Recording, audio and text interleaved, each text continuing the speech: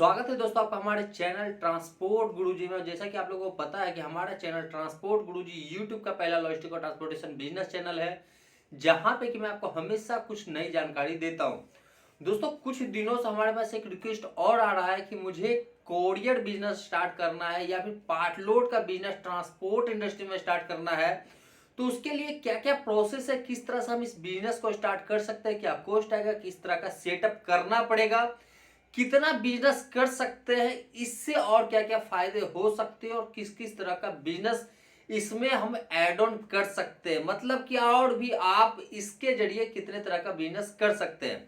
तो दोस्तों आज के वीडियो में मैं आपको इसी की जानकारी देने वाला हूं। यहां पे मैं आपको बताऊंगा कि आप कैसे इस कंपनी का रजिस्ट्रेशन कर सकते हैं, मतलब कि अगर आपको कोरियर में कंपनी स्टार्ट करना है या फिर पार्टलो ट्रांसपोर्ट का काम स्टार्ट करना है तो किस तरह से आप इसको रजिस्ट्रेशन कर सकते हैं, आपका कॉस्ट कितना आएगा और कहां कहां पे किस तरह से आपको सेटअप करना होता है और किन किन चीजों का जरूरत होता है।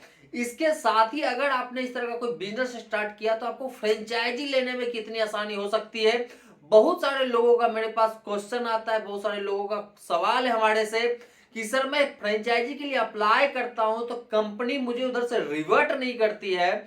इसका सबसे बड़ा कारण होता है कि आप जिस नाम से खुद को रिप्रेजेंट कर रहे हैं किसी कंपनी में, वो सबसे पहले क्या करता है, आपके कंपनी को सर्च करता है मार्केट में कि आपका पकड़ कितना है मार्केट के अंदर, और आपका जो बिजनेस ऑफ नेचर है, जो आपका बिजनेस करने का तरीका है, जो आपका बिजनेस है वो क्या है और आप उनके प्रोडक्ट को किस तरह से सर्विस दे सकते हैं। ये कुछ कारण होता है जिसके कारण से कंपनी फ्रेंचाइजी किए हुए, अगर कोई अप्लाई करता है फ्रेंचाइजी तो उसको रिप्लाई नहीं करता है अगर उसका रिक्वायरमेंट फुलफिल नहीं होता है। तो अभी मैं आपको एक स्क्रीन पे आपको एक मेल दिखा रहा हूं, आप देख रहे हो ये डिलीवरी का, डिलीवरी पे किसी को फ्रेंचाइजी लेना था, उन्होंने इस पर रिप्लाई किया और आज के डेट में उनका बिजनेस डिलीवरी के साथ स्टार्ट है, क्योंकि उनका बिजनेस ऑफ नेचर उसी तरह का था जिस तरह से डिलीवरी चाहता था कि उनका सेटअप उस एरिया में हो। तो आज की वीडियो में दोस्तों पूरी जानकारी मैं देने वाला हूं। वीडियो थोड़ा लंबा जरूर होगा पर जानकारी आपको पूरा जरूर मिलेगा। तो सबसे पहले हम स्टार्ट करते हैं दोस्तों कोरियर बिजनेस का, कि अगर आप कोरियर बिजनेस रजिस्ट्रेशन करना चाहते हैं तो आपको क्या क्या करने की जरूरत है। तो दोस्तों मैं कोरियर का रजिस्ट्रेशन के खर्चे की बात करूं तो हमेशा आप कंपनी को प्राइवेट लिमिटेड में रजिस्टर करवाइए, और प्राइवेट लिमिटेड का जो कॉस्ट है वो तकरीबन 14 से 15,000 रुपए आता है। रजिस्ट्रेशन करने के लिए आपको जितने जो डायरेक्टर होंगे कंपनी के, उनका 2 डॉक्यूमेंट चाहिए, आईडी प्रूफ चाहिए, पैन कार्ड चाहिए, जहां पर आपको ऑफिस ओपन करना है उसका एड्रेस प्रूफ चाहिए, आपका फोटो चाहिए और साथ में बैंक का स्टेटमेंट चाहिए। ये कुछ डॉक्यूमेंट्स है जो कंपनी रजिस्ट्रेशन करने के लिए चाहिए होता है। अगर आप पार्ट लोड में कंपनी को रजिस्ट्रेशन कर रहे हो तो सेम यही डॉक्यूमेंट चाहिए होता है। तो ये दो तरह का जो कंपनी का रजिस्ट्रेशन का प्रोसेस है वो सेम है, बट इससे हम एक स्टेप आगे बढ़ते हैं और देखते हैं कि आगे का प्रोसेस किस तरह से है। तो दोस्तों अगर आप कोरियर में कंपनी को रजिस्ट्रेशन कर रहे हो तो याद रखिए हमेशा कोरियर को आप एक्सप्रेस में रजिस्टर कीजिए, और यहाँ पे आपका जो जीएसटी चार्ज होगा वो 18% होगा। ध्यान रखिएगा जब भी आप कंपनी रजिस्ट्रेशन कराते हैं वहां पर आपको बताना पड़ता है कि आप इसको एक्सप्रेस में रजिस्ट्रेशन करना चाहते हैं, मतलब कोरियर में रजिस्टर्ड करना चाहते हैं, या फिर गुड्स ट्रांसपोर्ट में रजिस्टर्ड करना चाहते हैं। तो अगर आप कोरियर का काम करते हैं, कोरियर का बिजनेस करना चाहते हो तो आप वहां पे कोरियर में रजिस्टर्ड कीजिए, और यहाँ पे आपको 18% का जीएसटी चार्ज करना होगा अगर किसी को आप बिल करते हो तो।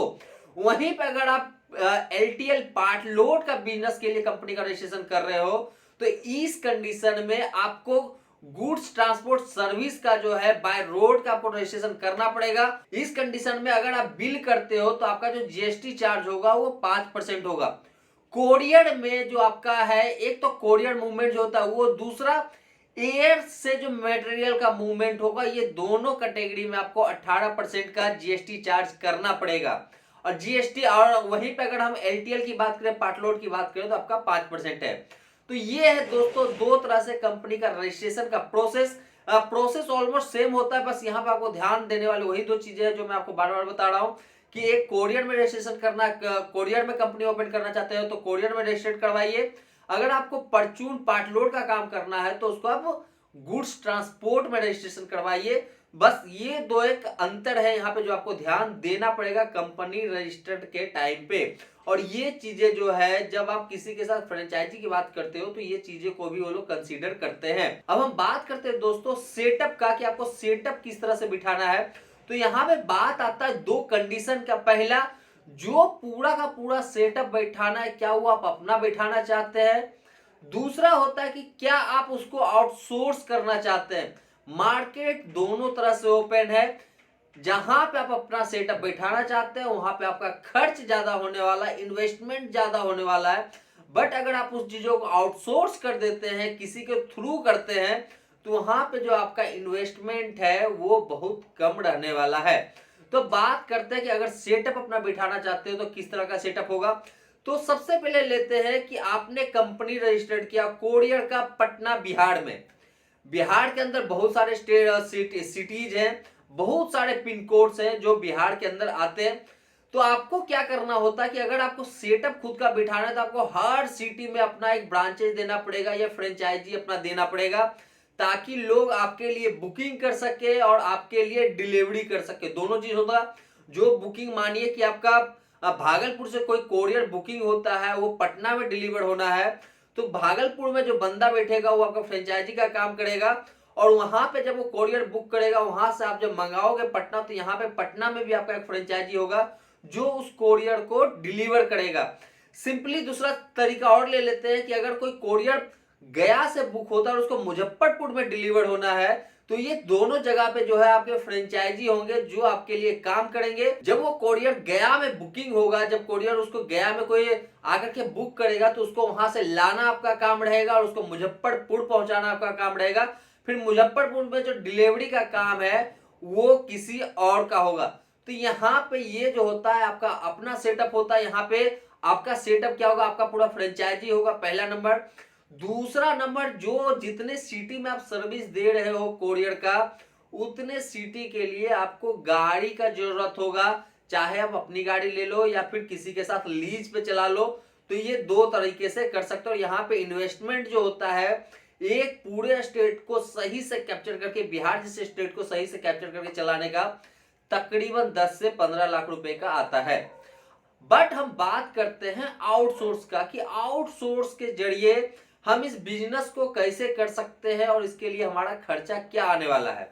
तो दोस्तों कंपनी आपने रजिस्ट्रेशन कर लिया, 14-15 हजार रुपए लग गए। पटना में आपका मान लेते हैं कि बेली रोड पे आपका ऑफिस है, आप आराम से चेयर पे बैठे हुए हैं। बट आपने क्या किया है कि पूरा फ्रेंचाइजी नेटवर्क डेवलप किया बिहार के अंदर। अलग अलग जगहों पे आपने नेटवर्क डेवलप कर लिया। अब जब अलग अलग जगहों पे नेटवर्क डेवलप हो गया, गया में हो गया, भागलपुर में हो गया, कटिहार में हो गया, दरभंगा में हो गया, हर जगह पे हो गया, बात आती है कि अब उस कोरियर को एक दूसरे से मिलाए कैसे, एक दूसरे के पास पहुंचाए कैसे। तो बिहार में बहुत सारे ऐसे ट्रांसपोर्टर्स हैं जो कि लोकल में अपना बिजनेस करते हैं, मतलब कि अपना कटिहार से मटेरियल उठाते हैं, मुजफ्फरपुर में डिलीवरी करते हैं, मुजफ्फरपुर से उठाते हैं, गया में डिलीवरी करते हैं। तो इस तरह का वहां पे बहुत सारे ट्रांसपोर्टर्स हैं जो कि इस तरह का बिजनेस कर रहे हैं। और ये एक्चुअल में सिर्फ बिहार की मैं बात नहीं कर रहा, ये पैन इंडिया काम करता है इसी तरह का। अगर कुछ और जैसे मैं एग्जांपल आपको बता दूं, ATC transport, Amritsar transport corporation, ये इसी तरह का बिजनेस है। इनका एक एक स्टेट्स में पूरा मार्केट फैला हुआ है। आपने एसीपीएल का नाम सुना होगा, अविनाश कार्गो, उनका अपना सेटअप है। आपने एसएनजीटी का नाम सुना होगा, उनका अपना सेटअप है। आपने सीसीपी का नाम सुना होगा, कोचिन कार्गो पैकर्स मूवर्स का, जो कोचिन का है, उसका का पूरा एर्नाकुलम में अपना ब्रांचेज है। आपने बारकोड ट्रांसपोर्ट का नाम सुना होगा, उसका का पूरा महाराष्ट्र के अंदर सेटअप है। तो इस तरह से हर स्टेट्स के अपने अपने लोकल ट्रांसपोर्टर्स होते हैं जिनका कि पूरे स्टेट्स के अंदर अपना एक वर्चस्व होता है, अपना एक सेटअप होता है और वहां पे वो उनका जो है पकड़ बहुत अच्छा होता है। इस कंडीशन में अगर आप अपना कोरियर बिजनेस स्टार्ट करते हो तो अलग अलग जगहों पे जो मटेरियल आपका बुक हो रहा है वो आप ऐसे ट्रांसपोर्टर के साथ कांटेक्ट कीजिए और उनको बोलिए कि आपको जो वहां से मटेरियल उठाना है उसके अलग अलग रूट के लिए, मानिए कि किसी का सर्विस है कटिहार से मुजफ्फरपुर, तो कटिहार से मुजफ्फरपुर के लिए उनका कांटेक्ट कीजिए कि कितना लेंगे। तो इस तरह से हर रूट के लिए, हर सिटी के लिए आपको कांटेक्ट करना पड़ेगा। और ये जो कांटेक्ट होगा, यहाँ पे कोई सेटअप बैठाने वाली बात नहीं है, यहाँ पे दूसरे ट्रांसपोर्टर का सेटअप होगा, वो आपके लिए काम करेंगे और आपसे मंथली उसका चार्ज करेंगे। जब आपको बिल मिलेगा तो आप उनका बिल का पेमेंट करोगे, तब तक आपके पास कस्टमर के पास से भी पैसा आ जाएगा और उनके मटेरियल, उनका जो पैसा है वही आप आगे ट्रांसपोर्टर को दे पाओगे। तो ये होता है थर्ड पार्टी आउटसोर्स करके पूरा सेटअप बैठाना। सेम चीज अप्लाई होता है आपका पार्टलोड परचून के भी बिजनेस में, कि आपका पटना में ब्रांच है बट अलग अलग जगहों पे आप बुकिंग कर रहे हो। बुकिंग करने के बाद बात होता है कि उसको स्टेट्स वाइज या दूसरे स्टेट में पहुंचाना, तो जो उस तरह के ट्रांसपोर्टर हैं जो वहां पे बैठे हुए हैं उनसे आप कांटेक्ट कीजिए। मानिए कि आपका कस्टमर का रेट है 7 रुपए किलो कहीं के लिए, बट वहां पे जो लोकल ट्रांसपोर्टर बैठा हुआ है उनका उसी रूट के लिए, मानिए गया टू दिल्ली के लिए, उनका रेट होगा तकरीबन 5-6 रुपए। एक एग्जांपल में बता रहा हूं। तो इस रेट से क्या करोगे कि आपका ट्रांसपोर्टर आपका मटेरियल डिलीवरी कर दिया, 7 रुपए किलो आपसे कस्टमर से मिल गया, तो यहाँ पे 1-1.5 रुपए पर किलो का जो है आपको प्रॉफिट हो जाता है। तो ये इस तरह का एक सेटअप होता है जिस तरह से आप बिजनेस कर सकते हो। अब बात आती है कि अगर आपने सेटअप बिठा लिया और जब आप किसी फ्रेंचाइजी के लिए अप्लाई करते हो और उसमें लिखते हो कि आपका बिहार में इतने पिन कोड्स के अंदर आपका पकड़ है, आप किसी भी मटेरियल को डिलीवर करवा सकते हो, वहां से उठवा सकते हो, ऐसे कंडीशन में किसी भी फ्रेंचाइजी वाले के लिए, किसी भी कंपनी में फ्रेंचाइजी के लिए आप अप्लाई करते हो तो आपको वहां से रिवर्ट आने के जो चांसेस है बढ़ जाते हैं। क्योंकि जहां पे आपने बात कर दिया कि 2000 पिन कोड से, 2000 पिन कोड में से आप 1500 पिन कोड्स पे आपका पकड़, 1500 पिन कोड्स को आप हैंडल कर सकते हो, तो किसी कंपनी को लगता है कि सामने से जो प्रपोजल आया है उसका पकड़ उस एरिया में अच्छा है, और जब वो उस एरिया में आपके बारे में पता करते हैं तो वहां पे पता चलता है कि हाँ एक्चुअल में उनका सेटअप है, कुछ तरीकों से वो वहां पे मटेरियल को पिकअप करवाते हैं, डिलीवरी करवाते हैं, तो ऐसे कंडीशन में आपको वहां पे फ्रेंचाइजी मिलने के जो चांसेस हैं वो भी बढ़ जाते हैं। इसके जरिए दोस्तों आप फर्स्ट माइल और लास्ट माइल मूवमेंट का भी काम कर सकते। ये जो फर्स्ट माइल और लास्ट माइल का जो मूवमेंट है आज के डेट में मार्केट में बहुत तेजी से फैला है। जैसे आप बात करते हो अमेजोन का, जैसा बात करते हो फ्लिपकार्ट का, बहुत सारे लोगों का आता है कि सर मैंने ई कार्ट में अप्लाई किया, वहां से रिप्लाई नहीं आया, मैंने अमेजोन में अप्लाई किया, वहां से रिप्लाई नहीं आया। तो वो सारी चीजें क्या होती है, यही सारी चीजों को देखते हुए भी वो लोग अप्लाई करते हैं। तो ये सारे चीजों को दोस्तों आपको ध्यान देना पड़ेगा कि अगर आपको इस तरह से काम करना है तो आप किस तरह से कर सकते हो और अपना सेटअप किस तरह से बिठा सकते हो। आप मान के रखिए कि एक स्टेट में आपका सेटअप बिठाने का खर्चा जो तकरीबन 10 से 15 लाख रुपए तक का होता है, वहीं पे अगर आप उस चीजों को आउटसोर्स कर देते हो तो आपका जो खर्चा होता है वो घट करके तकरीबन लाख रुपए तक हो जाता है। तो दोस्तों आप इसको ट्राई कीजिए, अगर आप खोलना चाहते हो तो जरूर ट्राई कीजिए और इसके साथ ही आप बिजनेस भी स्टार्ट कीजिए। इसमें देखिए कि आपको कितना फायदा हो रहा है, किस तरह का फायदा हो रहा है। किसी तरह का कोई कंफ्यूजन है तो आप मेरे से पूछ सकते हैं, मैं आपके लिए हमेशा हाजिर हूं। तो दोस्तों कैसा लगा आपको ये वीडियो मुझे जरूर बताइए। हम मिलते हैं अपने नए वीडियो में फिर से कुछ नए डिटेल के साथ, तब तक के लिए धन्यवाद।